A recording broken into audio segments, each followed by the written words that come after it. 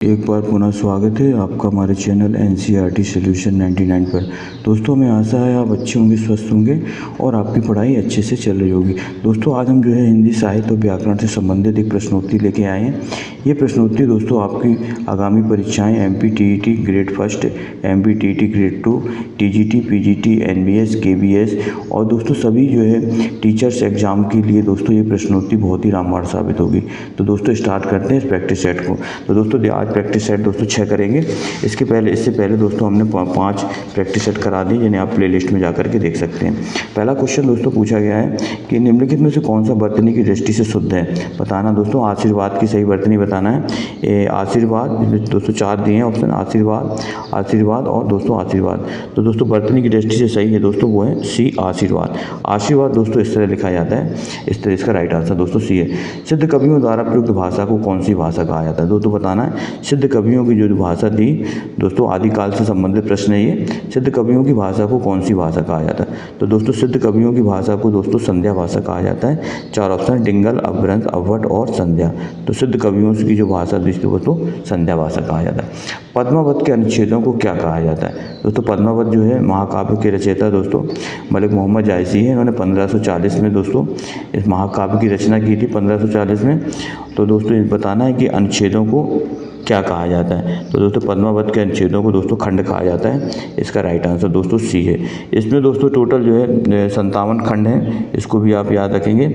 और दोस्तों इनकी और रचनाएं में जो मलिक मोहम्मद जायसी की रचनाएं हैं पद्मावत, अखरावट, आखिरी कलाम, चित्ररेखा और कानावत, ये दोस्तों इनकी अन्य रचनाएँ हैं मलिक मोहम्मद जायसी की। पद्मावत, अखरावट, आखिरी कलाम, चित्ररेखा और कानावत। तो दोस्तों पद्मावत के जो अनुच्छेदों को दोस्तों खंड कहा जाता है, इसको आप याद रखना दोस्तों। और दोस्तों इसके बाद भक्तमाल के रचनाकार बताना कौन सा। दोस्तों रैदास, नावादास, धर्मदास और दोस्तों जीवदास। तो दोस्तों भक्तमाल के जो रचनाकार हैं दोस्तों वो थे नावादास। इसका राइट आंसर दोस्तों नावादास दोस्तों एक राम भक्त कवि थे दोस्तों। और इनका एक अन्य ग्रंथ है अष्टयाम। इन्होंने एक अन्य ग्रंथ अष्टयाम की भी रचना की थी। ये दोस्तों राम भक्त कवि थे।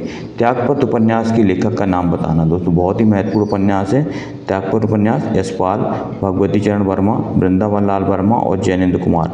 तो दोस्तों जैसा कि पता है आपको त्यागपत्र उपन्यास के लेखक दोस्तों जैनेन्द्र कुमार है। इसका राइट आंसर दोस्तों ये दोस्तों उपन्यास 1937 में लिखा गया था दोस्तों इस उपन्यास। और इनके अन्य उपन्यास हैं दोस्तों परख, सुनीता, त्यागपत्र, कल्याणी। ये दोस्तों इनकी जैनेन्द्र के अन्य उपन्यास है परख, सुनीता, त्यागपत्र और कल्याणी। बालमुकुंद गुप्त द्वारा रचित निबंध संग्रह का नाम बताना। दोस्तों भारत मित्र, प्रज्ञा मित्र, शिव सागर की चिट्ठियाँ, शिव शंभू के चिट्ठे। तो दोस्तों इनके जो इसका जो राइट आंसर दोस्तों वो शिव शंभू के चिट्ठे। बाल मुकुंद गुप्त द्वारा रचित निबंध संग्रह का नाम है दोस्तों शिव शंभू के चिट्ठे। दोस्तों ये व्यंग्यपूर्ण शैली में लिखा गया निबंध है, जिसमें लॉर्ड कर्जन को संबोधित करके लिखा गया दोस्तों। इसमें दोस्तों प्रश्न क्रमांक 7 में पूछे निम्नलिखित में से कौन फोर्ट विलियम कॉलेज में हिंदी के अध्यापक थे। बताना दोस्तों कौन फोर्ट विलियम कॉलेज में हिंदी के अध्यापक थे। ईसा अल्लाह खां, सदल मिश्र, राम लक्ष्मण सिंह, राजा लक्ष्मण सिंह और दोस्तों सदा सुखलाल। तो दोस्तों जैसा कि आपको पता है जो फोर्ट विलियम कॉलेज था दोस्तों इसकी स्थापना 1800 ईस्वी में हुई थी। और दोस्तों इसमें लल्लू लाल और सदल मिश्र 2 लोगों को नियुक्त किया गया था भाषा मुंशी के रूप में दोस्तों। तो इसका जो राइट आंसर दोस्तों सदल मिश्र है। ये दोस्तों फोर्ट विलियम कॉलेज में भाषा मुंशी के रूप में कार्यरत थे सदल मिश्र और लल्लू लाल। आधुनिक हिंदी साहित्य के इतिहास में राजा द्वय के नाम से कौन विख्यात है। दोस्तों बताना आज आधुनिक हिंदी साहित्य में राजा द्वय के नाम से। तो दोस्तों 4 ऑप्शन दिए हैं राजा लक्ष्मण सिंह और राजा रातकरमण प्रसाद सिंह। दूसरा दिया राजा शिव प्रसाद सितारेहिंद और राजा रातकरमण प्रसाद सिंह। राजा लक्ष्मण सिंह और राजा सितारेहिंद, राजा रातकरमण सिंह, राजा लक्ष्मण सिंह और राजा शिव प्रसाद सितारेहिंद, इनमें से कोई नहीं। तो दोस्तों बताना प्रश्न क्रमांक 8 में राजा द्वय किसको कहा जाता है। तो दोस्तों राजा द्वय के नाम से जाने जाते हैं दोस्तों राजा लक्ष्मण सिंह और राजा शिव प्रसाद सितारेहिंद। इन दोनों को दोस्तों राजा द्वय के नाम से जाना जाता है। इसके बाद दोस्तों प्रश्न क्रमांक 9 देखते हिंदी साहित्य का पहला इतिहास लिखा गया था। संस्कृत भाषा में, जर्मन भाषा में, फ्रेंच भाषा में, अंग्रेजी भाषा में। तो दोस्तों आपको पता होगा हिंदी जो साहित्य का जो दोस्तों पहला इतिहास लिखा गया वो दोस्तों फ्रेंच भाषा में लिखा गया था। किस भाषा में दोस्तों? फ्रेंच भाषा में लिखा गया था। और दोस्तों इसके जो लेखक थे वो थे गार्सा दा तासी, गार्सा दा तासी थी। और दोस्तों इतिहास ग्रंथ का नाम था इस्तवार दा लिटरेरियो इंडो ए हिंदुस्तानी, इस्तवार दा लिटरेरियो इंडो ए हिंदुस्तानी। ये फ्रेंच भाषा में लिखा गया दोस्तों गार्सा दा तासी द्वारा पहला इतिहास ग्रंथ था। तो 9वें का राइट आंसर दोस्तों सी है। 10वां, उत्तर प्रदेश सरकार द्वारा सन 1947 में गठित देवनागरी लिपि सुधार समिति के अध्यक्ष कौन थे? डॉक्टर धीरेन्द्र वर्मा, संपूर्णानंद, आचार्य नरेंद्र, इनमें से कोई नहीं। तो दोस्तों बताना, उत्तर प्रदेश सरकार द्वारा गठित जो 1947 में एक समिति बनाई गई थी दोस्तों, उस समिति के अध्यक्ष कौन थे ये बताना है आपको। तो दोस्तों इसका राइट आंसर दोस्तों आचार्य नरेंद्र, आचार्य नरेंद्र दोस्तों उस समिति के क्या थे? अध्यक्ष थे। जो समिति कब बनाई गई थी? 1947 में, देवनागरी लिपि सुधार समिति। इसके बाद दोस्तों प्रश्न नंबर 11, जुगुप्सा स्थायी भाव कितने? दोस्तों रस से एक प्रश्न निश्चित परीक्षा में पूछा जाता है, इसलिए सभी रस और उनके स्थायी भाव जरूर याद कर लें, उनके अंग और दोस्तों उनकी उदाहरण अच्छी तरह समझ लें, ताकि रस से एक दो कुछ क्वेश्चन तो अवश्य बनता है। जुगुप्सा स्थायी भाव होता है वीर रस का, रौद्र रस का, अद्भुत रस का और दोस्तों बीभत्स रस का। तो दोस्तों जैसा कि पता है जुगुप्सा स्थायी भाव होता है दोस्तों बीभत्स रस का। बीभत्स का अर्थ होता है दोस्तों घृणा, जुगुप्सा का अर्थ होता है दोस्तों घृणा, इसको आप जान लेंगे। कृष्ण गीतावली नामक काव्य कृति के रचनाकार कौन है दोस्तों? 12वां प्रश्न है, कृष्ण गीतावली काव्य कृति के रचनाकार सूरदास, मीराबाई, नरोत्तम दास और दोस्तों तुलसीदास। तो दोस्तों इसका जो राइट आंसर है दोस्तों वो है डी, तुलसीदास। दोस्तों तुलसीदास ने जो है और बहुत सारी रचनाएं लिखी दोस्तों, कवितावली, गीतावली, दोहावली, रामलला नछू, वैदेही वनवास, जानकी मंगल, पार्वती मंगल, हनुमान बाहु। दोस्तों इस तरह तुलसीदास की 12 रचनाएं प्रमाणिक मानी गई हैं आचार्य रामचंद्र शुक्ल द्वारा। अब तक निम्नलिखित में से किस साहित्यकार की जन्म शताब्दी नहीं मनाई गई? आचार्य रामचंद्र शुक्ल, रामधारी सिंह दिनकर, भारतेंदु हरिश्चंद्र और दोस्तों जयशंकर प्रसाद। तो दोस्तों अभी तक जो है रामधारी सिंह दिनकर की दोस्तों जन्म शताब्दी नहीं मनाई गई, जबकि आचार्य रामचंद्र शुक्ल, भारतेंदु हरिश्चंद्र और जयशंकर प्रसाद तीनों की दोस्तों जन्म शताब्दी मनाई गई। इसके बाद दोस्तों प्रश्न क्रमांक 14 देखते हैं। 14 में क्या पूछा गया? प्रश्न क्रमांक 14 में दोस्तों पूछा गया है, हिंदी का पहला पत्र उद्दंड मार्तंड की प्रकाशन भूमि। दोस्तों अब अक्सर प्रश्न पूछा जाता है कि हिंदी का पहला समाचार पत्र कौन था, तो इसको आपको याद रखना था दोस्तों। हिंदी का पहला समाचार पत्र उद्दंड मार्तंड था और दोस्तों ये कलकत्ता में उस समय जो जन जागरण का केंद्र था दोस्तों कलकत्ता था, और कलकत्ता से ही दोस्तों ये प्रकाशित होता था उद्दंड मार्तंड अखबार, और इसके संपादक थे दोस्तों पंडित जुगल किशोर। इसलिए दोस्तों एक प्रश्न बहुत ही IMP है, इसको आप अच्छी तरह से याद रखें। हिंदी का पहला समाचार पत्र उद्दंड मार्तंड था। और दोस्तों जो अंग्रेजी का समाचार पत्र था वो था दोस्तों बंगाल गजट। टकसाली भाषा किसे कहते हैं दोस्तों? 15 में पूछा गया टकसाली भाषा किसे कहते हैं? संकृष्टनिष्ठ भाषा को, ग्रामीण भाषा को, परिनिष्ठित भाषा को या दोस्तों कृत्रिम भाषा को। तो दोस्तों जो टकसाली भाषा है दोस्तों वो कहलाती है दोस्तों परिनिष्ठित भाषा को। किस भाषा को? परिनिष्ठित भाषा को दोस्तों टकसाली भाषा कहते हैं। अवहट भाषा से तात्पर्य है ग्रामीण अपभ्रंश से, परिनिष्ठित अपभ्रंश से, ग्रामीण प्राकृतिक से और परिनिष्ठित प्राकृतिक से। तो वो बताना दोस्तों अवहट भाषा से क्या तात्पर्य है? तो दोस्तों अवहट भाषा से तात्पर्य है ग्रामीण अपभ्रंश से। दोस्तों अवहट जो है अपभ्रंश का ही दोस्तों बिगड़ा हुआ रूप है। अपभ्रंश का बिगड़ा हुआ रूप दोस्तों अवहट कहलाता है, इसको आप अच्छी तरह से ध्यान रखें दोस्तों।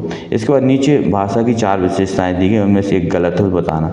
भाषा परिवर्तनशील होती है, भाषा पैतृक संपत्ति है, भाषा सामाजिक संपत्ति है और भाषा अनुकरण द्वारा सीखी जाती है। दोस्तों भाषा की विशेषताएं बताई हैं कि कौन सी एक दो है गलत है, ये आपको इसमें चुनना है। भाषा परिवर्तनशील होती है, भाषा पैतृक संपत्ति होती है, भाषा सामाजिक संपत्ति होती है, भाषा अनुकरण द्वारा सीखी जाती है। तो दोस्तों जैसा कि पता है आपको, भाषा परिवर्तनशील होती है, भाषा सामाजिक संपत्ति होती है, भाषा अनुकरण द्वारा सीखी जाती है, परंतु दोस्तों भाषा पैतृक संपत्ति नहीं होती। दोस्तों ये भाषा जो है पैतृक संपत्ति नहीं होती, अर्थात जो है ये जो है जन्म से प्राप्त नहीं होती दोस्तों, इसको आप याद रखना। ये समाज में ही सीखी जाती है भाषा। तो भाषा जन्म से प्राप्त नहीं होती, इसलिए दोस्तों भाषा पैतृक संपत्ति होती, ये गलत है। इसके बाद दोस्तों प्रश्न क्रमांक 18 देखते हैं, निम्नलिखित में से किस कृति के लेखक जयशंकर प्रसाद नहीं है। दोस्तों बताना है कौन सी रचना है जिसके लेखक जयशंकर प्रसाद नहीं है। कानन कुसुम, ध्रुव स्वामिनी, चारूचंद्र लेखा और दोस्तों तितली। तो दोस्तों जैसा कि पता है आपको कि कानन कुसुम, ध्रुव स्वामिनी और तितली, ये तीनों की रचनाएं दोस्तों जयशंकर प्रसाद ने की थी, जबकि चारूचंद्र के लेखक दोस्तों जयशंकर प्रसाद नहीं है दोस्तों, इसके लेखक हैं हजारी प्रसाद द्विवेदी। तो इसको आप याद रखें। ध्रुव स्वामिनी दोस्तों जयशंकर प्रसाद का नाटक है और तितली दोस्तों इनका उपन्यास है, इसको आप याद रखेंगे। तो दोस्तों जयशंकर प्रसाद को छायावाद का प्रवर्तक या दोस्तों छायावाद का ब्रह्मा भी कहा जाता है दोस्तों। इनके जो महाकाव्य है दोस्तों वो है कामायनी, जिसका प्रकाशन वर्ष दोस्तों 1935 में। इसके अलावा आंसू, झरना इत्यादि में बहुत सारे काव्यों की रचना की है। अपनी केवल धार काव्य संकलन के रचनाकार कौन है दोस्तों बताना। अपनी केवल धार केदारनाथ अग्रवाल, केदारनाथ सिंह, सर्वेश्वर दयाल सक्सेना और दोस्तों अरुण कंवल। तो दोस्तों बताना इसका राइट आंसर क्या है। तो दोस्तों अपनी केवल धार जो काव्य संकलन के रचनाकार हैं दोस्तों वो है अरुण कंवल। इसका राइट आंसर दोस्तों बी है, डी अरुण कंवल। दोस्तों केदारनाथ अग्रवाल की रचनाएं फूल रही रंग बोलते हैं, इनकी महत्वपूर्ण रचना है दोस्तों। अनाम दास का पोथा शीर्षक उपन्यास के लेखक कौन है दोस्तों। अनाम दास का पोथा शीर्षक उपन्यास बताना किसका है। वृंदावन लाल वर्मा, भगवती चरण वर्मा, अमृत लाल नागर, हजारी प्रसाद द्विवेदी। तो दोस्तों जो अनाम दास का पोथा उपन्यास है ये दोस्तों हजारी प्रसाद द्विवेदी का उपन्यास है दोस्तों, बहुत ही महत्वपूर्ण उपन्यास है दोस्तों। इनके अन्य उपन्यास है दोस्तों बाणभट्ट की आत्मकथा, चारूचंद्र लेख और पुनर्वा। ये दोस्तों 3 उपन्यास और हैं इनको आप अच्छी तरह से याद रखेंगे। इसकी दोस्तों एक शॉर्ट ट्रिक है जिसको हम बता देते हैं आपको, बचपन। तो दोस्तों बा से बाणभट्ट की आत्मकथा, चा से चारूचंद्र लेख, पा से पुनर्वा और ना से अनाम दास का पोथा। तो दोस्तों ये ट्रिक याद रखना है आपको, इससे जो है हजारी प्रसाद द्विवेदी के 4 उपन्यास कवर हो जाते हैं। इसके बाद दोस्तों प्रश्न क्रमांक 21 देखते हैं। प्रश्न क्रमांक 21 में क्या पूछा गया।